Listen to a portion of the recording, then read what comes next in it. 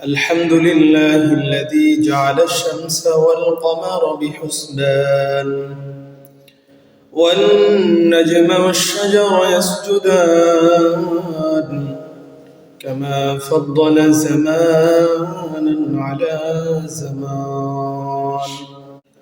ونشهد أن لا إله إلا الله وحده لا شريك له، لا وزير له ولا نذير له ولا مقارن له ولا مداون له.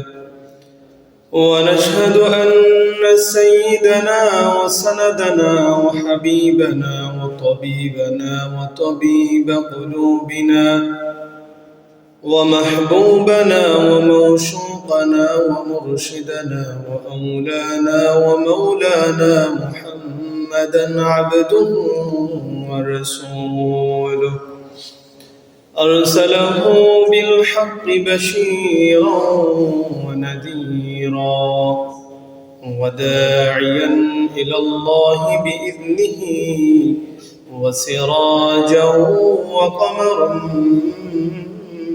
منيرا. أما بعد، فقد قال الله تعالى في كلامه المجيد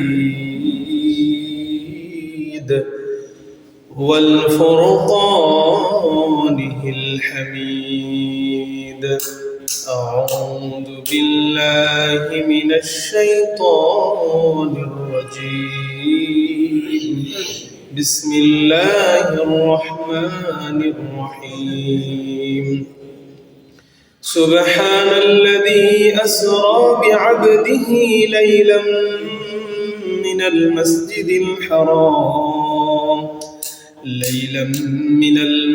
الحرام إلى المسجد الأقصى الذي باركنا حوله لنريه من آياتنا إنه هو السميع البصير. وقال النبي الصادق المصدوق صلى الله عليه وسلم: إن الله فضلني على الأنبياء وفضل أمتي على الأمم، أو كما قال عليه الصلاة والسلام। আলহামদুলিল্লাহ, আল্লাহ পাক রব্বুল ইজ্জত আল জালালের দরবারে অসংখ্য অগণিত শুকর ও সুজুদ যে মহান রব্বে কারীম আমাদেরকে দয়া করে, মায়া করে, মেহেরবানি করে তার পবিত্র হুকুম জুমার সালাত আদায়ের লক্ষ্যে আগে আগে মসজিদে আসার বসার তৌফিক দিয়েছেন। সেই মহান রব্বে কায়নাতের দুয়ারে হৃদয়ের গহীন থেকে কালিমাতুশ শুকর আদায় করি। সকলেই জোরে সুরে পড়ি আলহামদুলিল্লাহ। আলহামদুলিল্লাহ। আল্লাহ পাক রব্বুল আলামিন আমাদেরকে তৌফিক দিয়েছেন গত 2 সপ্তাহ যাবত রাসূল পাক সাল্লাল্লাহু আলাইহি ওয়াসাল্লামের পবিত্র মেরাজের আলোচনা চলতেছিল। যেহেতু এই রজব মাস হলো মেরাজের মাস, নির্দিষ্টভাবে বলার তো সুযোগ নেই যে নবীজি কোন বৎসর মেরাজে গমন করেছিলেন, কারণ ঐতিহাসিকদের মতে এবং মুহাদ্দিসিনদের নিকট বিস্তর মতবিরোধ রয়েছে নবীজির মেরাজ কোন বৎসর হয়েছিল। তবে সর্বাধিক বিশুদ্ধ মত হলো নবীজির হিজরতের 1 থেকে 1.5 বছর আগে মেরাজ সংঘটিত হয়েছিল। তো এই মেরাজের ঘটনার মাধ্যমে আল্লাহ পাক রব্বুল আলামিন আমাদের নবী হযরত মুহাম্মদ সাল্লাল্লাহু আলাইহি ওয়াসাল্লামকে শ্রেষ্ঠত্ব দান করেছিলেন অন্য সমস্ত নবীদের উপর। অন্যান্য যত শ্রেষ্ঠত্ব আছে তার মধ্যে এটা অন্যতম। নবীজি সাল্লাল্লাহু আলাইহি সাল্লাম হাদিসে পাকের মধ্যে বলেন, ইন্নাল্লাহা ফাদ্দালানি আলাল আম্বিয়া, নিশ্চয়ই আল্লাহ পাক আমাকে সমস্ত নবীদের উপর শ্রেষ্ঠত্ব দান করেছে। ওয়াফাদ্দালা উম্মতি, এবং আমার উম্মতকে আলাল উমাম, সমস্ত জাতির উপর, সমস্ত উম্মতের উপর শ্রেষ্ঠত্ব দান করেছেন। তো এই শ্রেষ্ঠত্বের অন্যতম একটা দিক হলো আল্লাহ পাকের সাথে নবীজির একান্তে এই সাক্ষাতের দীর্ঘ এক দাস্তান এবং আলোচনা। তো আজকে ইনশাল্লাহ এই আলোচনা শেষ করে দিব। আর তাছাড়া আজকে প্রসিদ্ধ কৌল অনুযায়ী নবীজির 27 তারিখে মেরাজ হয়েছিল রজব মাসের, সেই হিসাবে আজকের রাত্র এই মেরাজের রাত্র। তো ইনশাল্লাহ আজকে আলোচনা শেষ করে দিব। তো আমরা আলোচনা করতেছিলাম যে নবীজি আল্লাহর সাথে সাক্ষাৎ করে জাহান্নাম পরিদর্শন করেছেন। তো জাহান্নামের মধ্যে নবীজি অনেক শ্রেণীর মানুষকে দেখেছেন যারা বিভিন্ন রকম অপরাধে লিপ্ত থাকার কারণে আল্লাহ পাক তাদেরকে বিভিন্ন রকম কঠিন ভয়াবহ শাস্তিতে নিমজ্জিত রেখেছেন। তো আল্লাহ পাক আমাদেরকে এই সমস্ত অপরাধ থেকে বেঁচে থাকার তৌফিক দান করেন। সংক্ষেপে শুধু বলা যে কি কি অপরাধের কারণে শাস্তিগুলো নবীজি দেখেছেন। প্রথম দেখেছিলেন গীবত যারা করে দুনিয়াতে, তাদের ভয়াবহ শাস্তি দেখেছিলেন যে নিজের চোখের মুখে এবং নিজের শরীরের মধ্যে লোহার নখ বিশিষ্ট হাত আল্লাহ তাআলা দিবেন, সেই হাত দিয়ে নিজের শরীর চেহারাকে আছড়িয়ে আছড়িয়ে গোস্তকে নিজের শরীর থেকে বিচ্ছিন্ন করছে, আলাদা করছে। তারপরে দেখিয়েছেন নবীজিকে একদল মানুষ, তারা তাদের এই ঠোঁটকে আগুনের কেচি দ্বারা কাটতেছিল, কেটে কেটে চোয়াল পর্যন্ত যায়, আবার ভালো হয়ে যায়, আবার কাটে। এরকম ভয়াবহ শাস্তি চলতেছে। এই শ্রেণীর মানুষ হলো তারা যারা দুনিয়াতে মানুষকে ভালো কথা বলে কিন্তু নিজেরা ভালো কাজ করেন। বিশেষ করে আমাদের মতো যারা, আমাদের জন্য অনেক ভয়ের এটা, যারা আমরা হুজুর আছি, বক্তা আলোচক আছেন, তাদের জন্য যে তারা তো মানুষকে ভালো নেকের কথা বলে, ভালো কথা বলে, কিন্তু নিজেদের ভিতরে সেই আমল আছে কি নাই সেই ব্যাপারেও ফিকির থাকে এবং আমলের মধ্যে উঠে আসে। আল্লাহ তাআলা আমাকেও ওই সমস্ত বিষয়ে আমলের তৌফিক দেখ যেগুলো আপনাদেরকে আমি বলি। সকলে বলে আমিন। এছাড়া আল্লাহ নবীকে দেখিয়েছেন রক্তের নদীতে মানুষ হাতড়াচ্ছে এবং তার অবস্থা অবয়ব হলো এরকম যে তার পেটটা বিশাল অট্টালিকার মতো বড়, এই পেটের ভিতরে বিষধর সাপ তাকে দংশন করতেছে।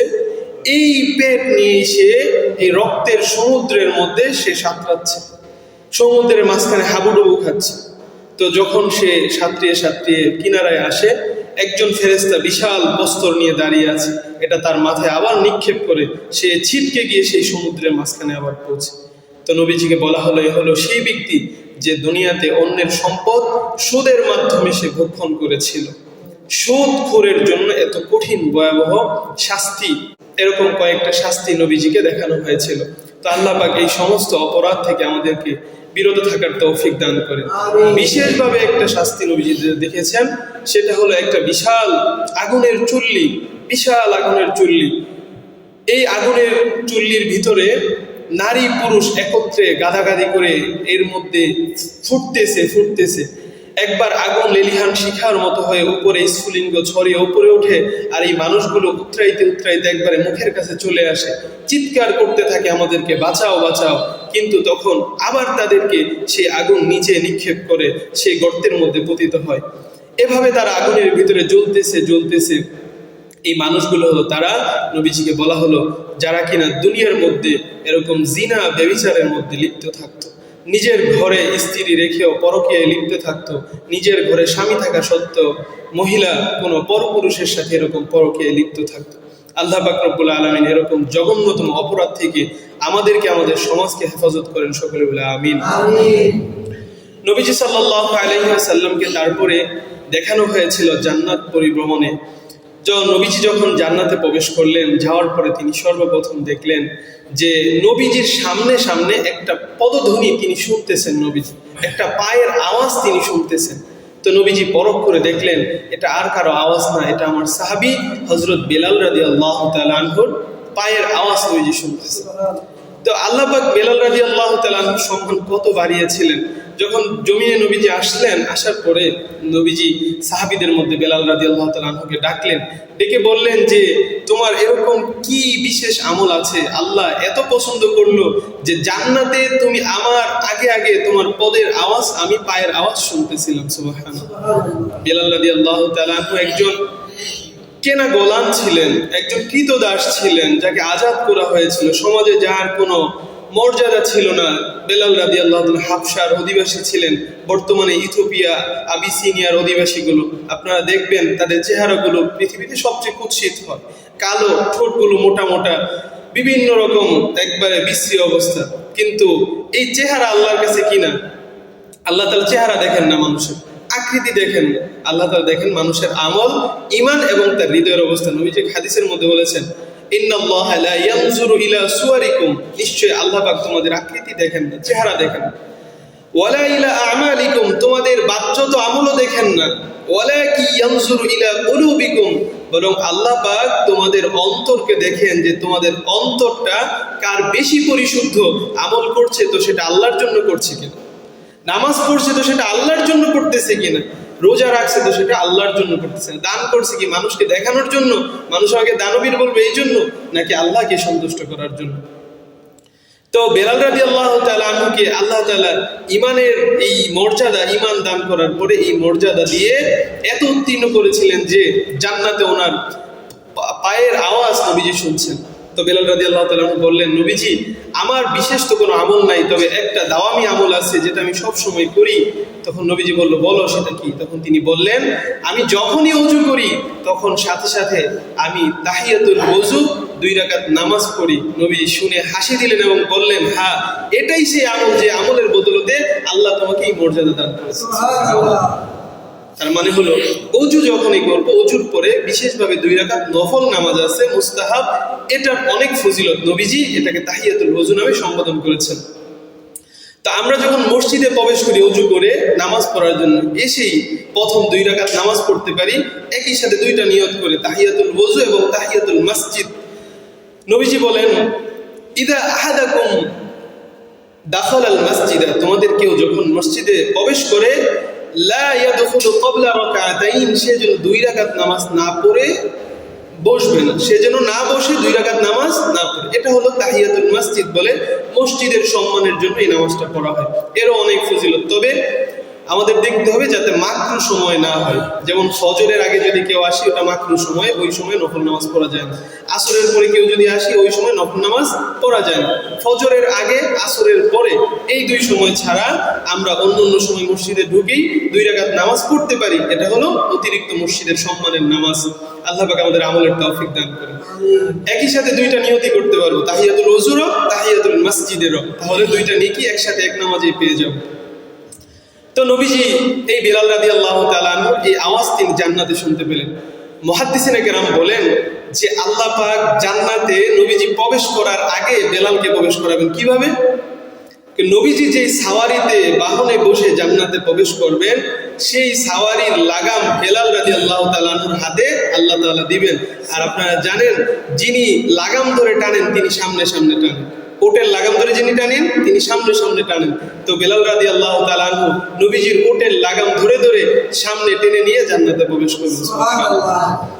তো নবীজি সাল্লাল্লাহু আলাইহি সাল্লাম সেই জান্নাতের বিভিন্ন নাজ নিয়ামতের মধ্যে অন্যতম দেখলেন একটা অনেক সুরম্য সুন্দর এই ঘর, একটা জান্নাতের কিনারার মধ্যে উপরে এটা ঝুলতেছে। নবীজি দেখে জিজ্ঞাসা করলেন, এই সুন্দর ঘরটা কার? তখন জিবরাইল বলল, এটা হলো হযরত ওমর রাদিয়াল্লাহু তাআলা আনহুর ঘর। তো নবীজি দেখে একবার প্রবেশ করতে চাইলেন, পরে আবার ঢুকলেন না। তো নবীজি যখন দুনিয়াতে আসলেন, আসার পরে ওমরকে বললেন যে আমি তো জান্নাতে এরকম একটা ঘর দেখছি যেটা বলা হয়েছে তোমার ঘর, আমি ঢুকতে চাইলাম, কিন্তু তোমার ব্যক্তিত্বের দিকে তাকায় আমি নবীজি ঢুকি নাই।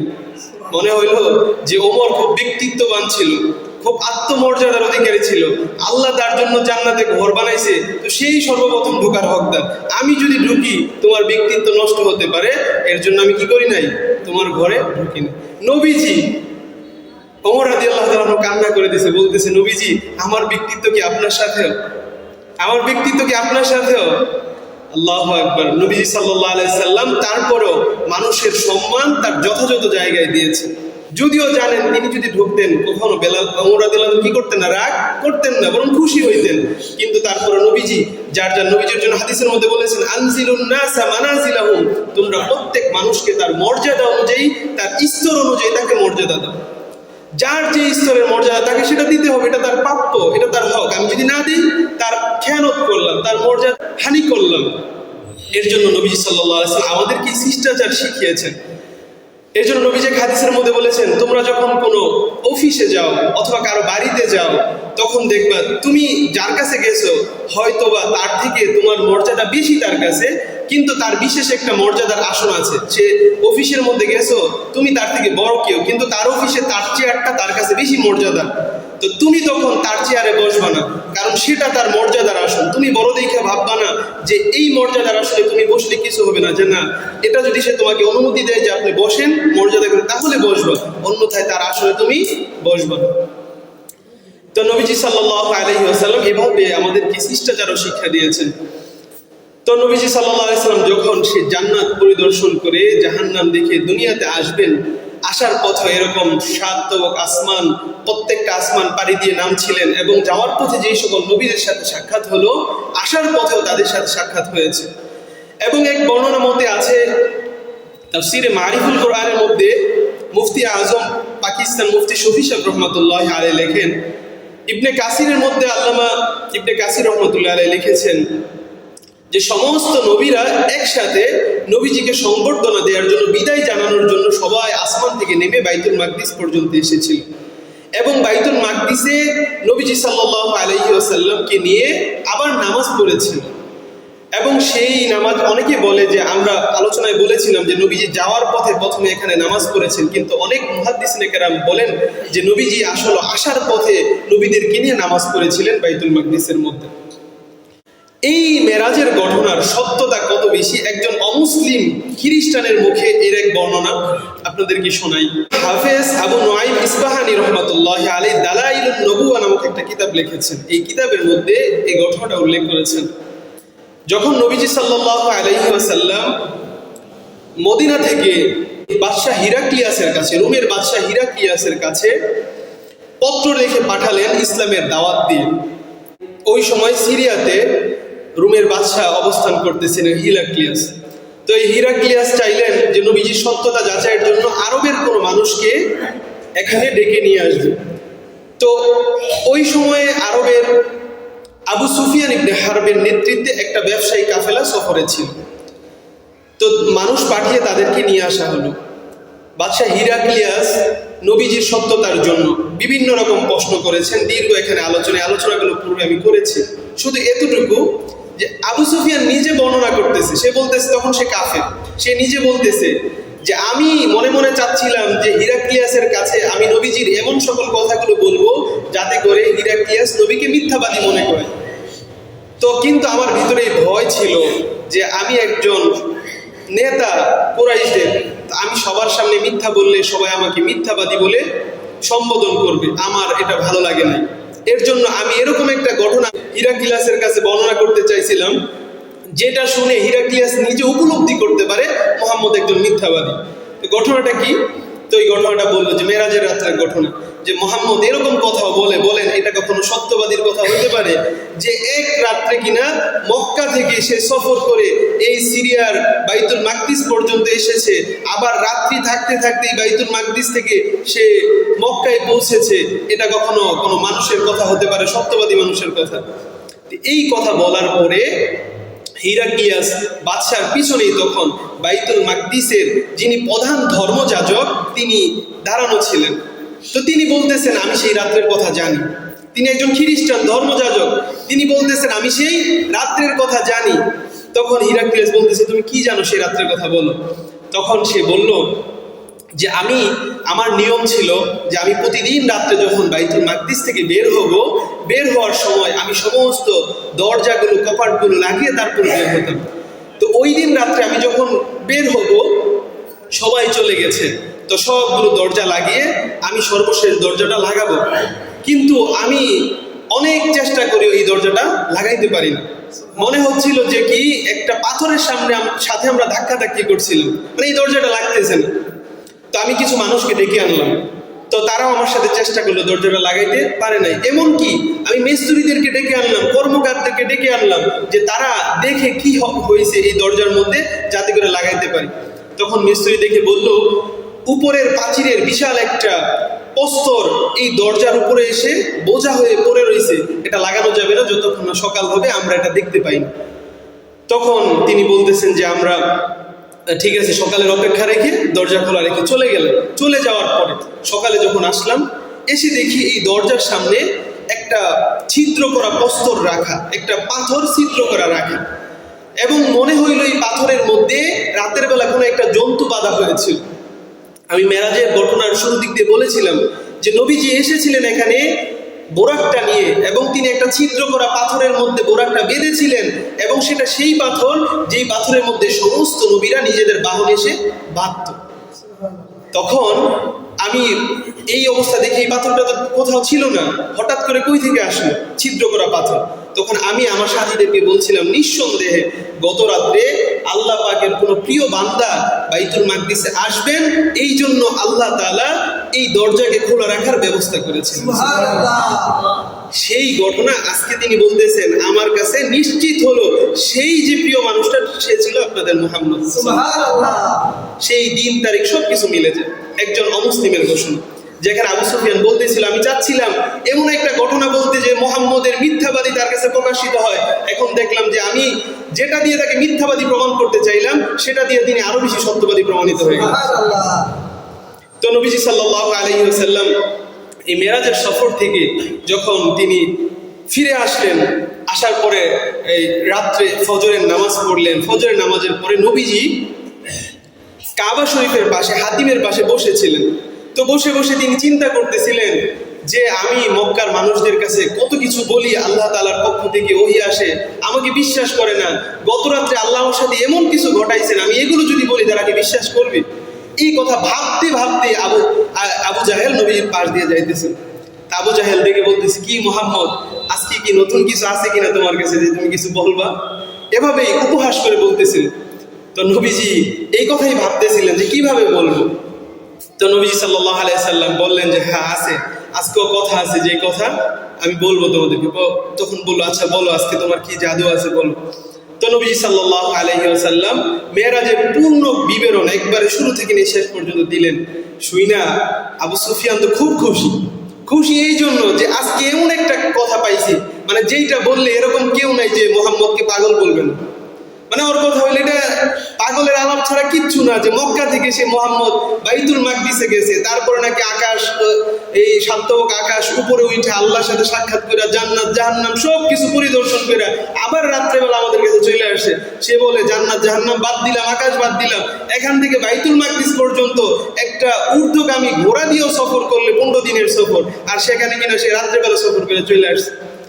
তো বলতেছে যে আমি আবু জাহেল সর্বপ্রথম আবু বকরের কাছে গেছে যে আজকে এমন কথা বলবো যে আবু বকর তাকে মিথ্যাবাদী বলতেই হবে।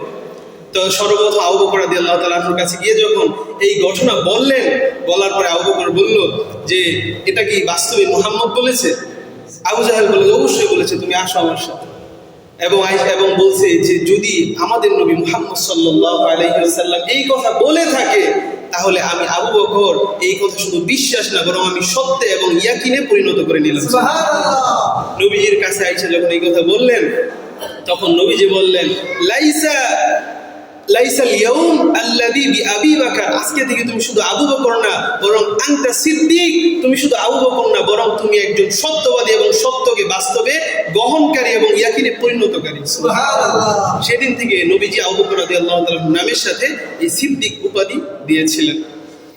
তো এই যে মেরাজের দীর্ঘ আলোচনা আপনাদের সামনে করলাম, এই মেরাজের প্রধান যে কথা ছিল আমাদের আকীদা, সেটা হলো নবীজি সরাসরি আল্লাহর সাথে এই মেরাজের রাত্রে সাক্ষাৎ করেছিলেন। দ্বিতীয়ত এই মেরাজ থেকে আল্লাহর থেকে নবীজি কি নিয়ে এসেছিলেন, এটা ছিল উম্মতের সবচেয়ে বড় শিক্ষা।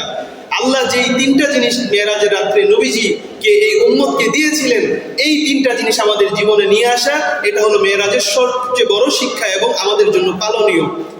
3 নাম্বার হলো এই মেরাজে যে নবীজি সাল্লাল্লাহু আলাইহি ওয়াসাল্লাম জান্নাত এবং জাহান্নাম দেখেছেন, এর জন্য আমাদের জাহান্নাম থেকে বাঁচার জন্য এবং জান্নাত পাওয়ার জন্য আমাদের আমলকে সংশোধন করা আমাদের এই মেরাজের দীর্ঘ আলোচনার মূল মেসেজ এবং মূল বার্তা। তো নবীজি সাল্লাল্লাহু আলাইহি ওয়াসাল্লাম যে 3টা জিনিস আমাদের জন্য নিয়ে এসেছিলেন সেই মেরাজের রাত্রিতে, সেটা ছিল 1 নাম্বার, আল্লাহর সাথে শরীক করা যাবে না, আল্লাহর সাথে শিরিক করা যাবে না। কারণ আল্লাহ তাআলা বলেছেন ইন্না শিরকা লা যুলমুন আযীম, শিরিক হলো সব থেকে বড় জুলুম, আল্লাহর সাথে সবথেকে বড় অবিচার করা হলো শিরিক। আর আল্লাহ তাআলা সূরা আলে ইমরানের মধ্যে বলেছেন, ইন্নাল্লাহা লা ইয়াগফিরু আইয়ুশরাকা বিহি, আল্লাহ কখনোই মাফ করবেন না যে আল্লাহর সাথে শরীক করবে। ওয়া ইয়াগফিরু মা দুনা যালিকা লিমান ইয়াশা, শিরিক ছাড়া যে কোনো গুনাহ আল্লাহ চাইলে মাফ করে দিবেন, আল্লাহর ইচ্ছা দিন। কিন্তু শিরিক করলে তার ঈমানকে নবায়ন করতে হবে, তওবা করে আল্লাহর কাছে আবার ফিরে আসতে হবে, এছাড়া আল্লাহ তাআলা তাকে মাফ করবেন। শিরিক সবথেকে জঘন্যতম গুনাহ। 2 নম্বর যে বার্তা নবীজি নিয়ে এসেছেন, নবীজি বলেন আল্লাহ তাআলা মেরাজের রাত্রে আমাকে সূরা বাকারার শেষ 2 আয়াত দান করেছিলেন। এই শেষ 2 আয়াতের মাধ্যমে আল্লাহ তাআলা সূরা বাকারা এবং এই কোরআনে মাজিদের পূর্ণ মেসেজ এই উম্মতের কাছে দিয়েছেন, যে একটা উম্মত কোরআনের পূর্ণ মেসেজ তার জীবনে ধারণ করবে। কোরআনের যত নসিহা উপদেশ, কোরআনের যত আদেশ এবং নিষেধ, যত আহকাম এবং বিধিবিধান, এগুলো মানব জীবনে বাস্তবায়ন করা, ব্যক্তি জীবনে, পারিবারিক জীবনে, সামাজিক জীবনে, রাষ্ট্রীয় জীবনে, বৈশ্বিক জীবনে মানুষ যাতে এই কোরআনের বিধানগুলো বাস্তবায়ন করে, কোরআনের এই আয়াতগুলো নবীজিকে মেরাজের রাত্রে দিয়ে আল্লাহ এই মেসেজ দিয়েছেন। 3 নম্বর সব থেকে বড় যে মেসেজ আল্লাহ তাআলা এই মেরাজের রাত্রিতে দিয়েছেন, কত বিধান আল্লাহ তাআলা, সকল বিধানই আল্লাহ তাআলা দুনিয়াতে প্রেরণ করেছেন, কিন্তু এমন একটা বিধান যেটা আল্লাহ নবীজিকে নিজের কাছে ডেকে এনে তারপরে দিয়েছেন, সেই বিধানটার নাম হলো নামাজ। কি? নামাজ। এত গুরুত্বপূর্ণ, ঈমানের পরে এর থেকে বড় কোনো ইবাদত নেই। ঈমানের পরে এর থেকে বড় কোনো ইবাদত নেই। কারণ নবীজি বলেছেন কুফর এবং শিরক, কুফর এবং ঈমানের মধ্যে সবথেকে বড় পার্থক্যকারী হলো নামাজ। কুফর এবং ঈমানের মধ্যে পার্থক্যকারী হলো নামাজ। নবীজি সাল্লাল্লাহু আলাইহি সাল্লাম এই নামাজের গুরুত্ব এত দিয়েছেন। আমি নামাজের গুরুত্বের আলোচনা আপনাদেরকে বলেছিলাম যে নবীজি উম্মতের জন্য কখনোই বদদুয়া করেন নাই, এত রহম দিল ছিলেন নবীজি। নবীজির উপর প্রচন্ড রকম কষ্ট এসেছিল তায়েফের দিনে। একদিন আম্মা জান আয়েশা রাদিয়াল্লাহু তাআলা আনহা নবীজিকে বলছিলেন, হে আল্লাহর নবী, আপনার কাছে উহুদের দিনে যে কষ্ট এসেছে কাফেরদের থেকে, তার থেকেও বড় কোনো কষ্টের দিন কি এসেছিল? তখন নবীজি বললেন, হে আয়েশা, তোমার জাতির কাছ থেকে আমি যা পাওয়ার তা পাইছি। আয়েশার জাতি কুরাইশ বংশের ছিল, উহুদের যুদ্ধে কুরাইশদের সাথে যুদ্ধ হয়েছে, তারা নবীজির উপর আক্রমণ করছে। নবীজি বলতেছেন, তোমার জাতির কাছ থেকে যা পাওয়ার আমি পাইছি কষ্ট, কিন্তু তার থেকে একটা কষ্টের দিন ছিল আমার, সেই তায়েফের দিন, যেদিন কিনা নবীজির আইয়ামে হুজুনের কি বলে আমুল হুজুন, একটা বৎসর, যেই বৎসর নবীজির সব থেকে কষ্টের ছিল, ওই বৎসরই নবীজির চাচা আবু তালিব মারা যায়। ওই বৎসর নবীজির স্ত্রী হযরত খাদিজা রাদিয়াল্লাহু তাআলা আনহা মারা যায়, যার কারণে নবীজি প্রচন্ড রকম ব্যথিত এবং মর্মাহত ছিলেন। এবং সেই বৎসর নবীজি নিজ মক্কা থেকে, কুরাইশ বংশের থেকে নিরাশ হয়ে তিনি তায়েফে গমন করেছিলেন, খুব আশা নিয়ে তারা হয়তোবা আমার দাওয়াত গ্রহণ করবে। কিন্তু তায়েফের মানুষগুলো এত বর্বরচিত আচরণ করলো, নবীজি প্রচন্ড রকম কষ্ট পাইল, আল্লাহকে বলতেছেন, আল্লাহ আপনি আমাকে কার কাছে ছেড়ে দিলেন? কাদের কাছে আমাকে আপনি ছেড়ে দিলেন? আমি মনে হয় তাদের উপযুক্ত না। আল্লাহ সান্ত্বনার জন্য নবীজিকে জিব্রাইলকে পাঠাইলেন, জিব্রাইলকে পাহাড়ের ফেরেশতা দিয়ে পাঠাইলেন।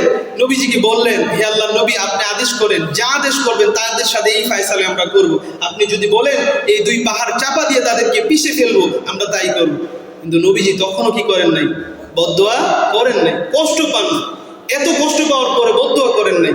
নবীজি বলেছেন, হয়তোবা তাদের আগামী প্রজন্ম আমার এই দ্বীনকে কবুল করবে, আল্লাহকে আল্লাহ বলে মানবে, নামাজ পড়বে, আল্লাহর দুয়ারে আল্লাহর কদমে সিজদা উঠাইবে। এর জন্য নবীজি ভবিষ্যতের দিকে তাকায়া তাদের জন্য কোনো বদদুয়া করেন নাই। এত দয়া, দেখেন, এত দয়া থাকা সত্ত্বেও নবীজি এই কাফেরদের জন্য একদিন বদদুয়া করেছিলেন। সেই দিনটা ছিল খন্দকের যুদ্ধের দিন।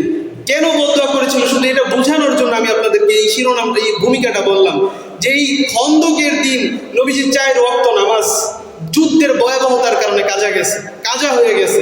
নবীজি এত কষ্ট পাইলেন, আসরের নামাজ কাজা হয়ে যাওয়ার পরে এই কাফেরদের বিরুদ্ধে বদদুয়া করে বলতেছে, আল্লাহ তাআলা তোমাদেরকে ধ্বংস করুক, তোমাদের জন্য দুর্ভোগ, তোমাদের কারণে আমার আসরের নামাজ আজকে কাজা হয়ে গেছে। এটা নবীজি নামাজের প্রতি কি পরিমাণ মমতা বোধ ছিল, কি পরিমাণ গুরুত্ব থাকলে নবীজি নামাজের জন্য এরকম বদদুয়া করে দিয়েছেন। তো এই যে মেরাজের সব থেকে বড় যে মেসেজ, নামাজ নবীজি নিয়ে আসছেন আমাদের জন্য, উম্মতের জন্য আল্লাহর পক্ষ থেকে এক কৌল আছে, as-সালাতু মি'রাজুল মুমিনিন, মুমিন তো আল্লাহর সাথে মেরাজ করতে পারবে না নবীজির মতো, কিন্তু মেরাজ থেকে আল্লাহ তাআলার পক্ষ থেকে এমন এক উপহার নিয়ে এসেছেন নামাজ। তো মুমিন যখন নামাজে দাঁড়াবে সাথে সাথে সে আল্লাহর সাথে যেন মেরাজের মধ্যে লিপ্ত হয়ে গেল। সুবহানাল্লাহ। আল্লাহ পাক রব্বুল আলামিন আমাদেরকে এই মেরাজের পূর্ণ মেসেজ এবং বার্তা এবং তার যে আবেদন এবং তাকাজা আমাদের জীবনে বাস্তবায়ন করার তৌফিক দান করেন। বিশেষ করে 5 ওয়াক্ত নামাজ আমাদেরকে পূর্ণ ইহতিমামের সাথে আদায় করার তৌফিক দান করেন। সকলে বলে আমিন। ওয়া আখিরু দাওয়ানা আলহামদুলিল্লাহি রাব্বিল আলামিন।